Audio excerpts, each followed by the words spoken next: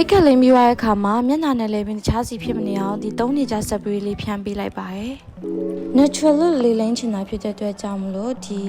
number 2 and Dior ရဲ့ glow skin လေးကိုသုံးထားပါတယ်သူက full coverage ကိုပေးရမျိုးမဟုတ်ပဲနဲ့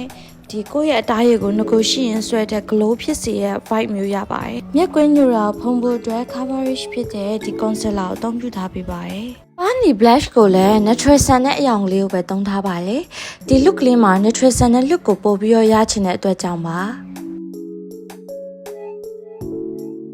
light brown color အနုရောင်လေးကိုလည်းနာတန်ဖော်တဲ့နေရာမှာအသုံးပြုထားပေးပြီးတော့နာရိုးကိုပုံမှန်ထက်ထင်းထင်းကြီးမဟုတ်ပဲတဘာဝဆက်ဆံလေးဆွဲလိုက်ပါတယ် eyeshadow ထက်ကဒီအညိုရောင်နုနုကလေးကိုမျက်ခွန်ပေါ်ရောမျက်လုံးအောက်တွေရောဒီအရောင်တစ်မျိုးတည်းကိုပဲအသုံးပြုထားပါတယ်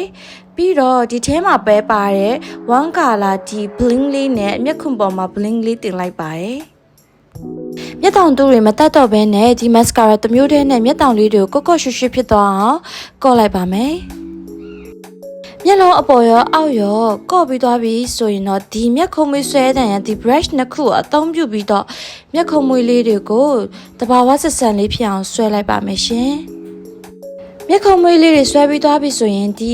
lip liner လေးနဲ့နှာခမ်းသားအပေါ်လေးတွေကိုဘောင်လေးတွေဖော်ပေးလိုက်ပါမယ်ပြီးရင်ဒီဘောင်အတွင်းမှာဒီနှာခမ်းဒီ lipstick လေးကိုစိုးပေးလိုက်ပါမယ်အားလုံးပြီးသွားပြီဆိုရင်ဒီ Dior highlight လေးနဲ့နာဒန်ဖော်ထားတဲ့နေရာတွေပြီးတော့ပါးပေါ်မှာဒီပြီးတော့မေးပေါ်မှာ highlight လေးထည့်ပေးပါမယ်အားလုံးပြီးသွားပြီဆိုရင် setting spray ဖြန်းပါမယ်ဒါကတော့ spin ကိုတက်ရက်ဖြစ်သွားအောင်ပြန်ပြီးတော့ hair styling လုပ်နေတာပါ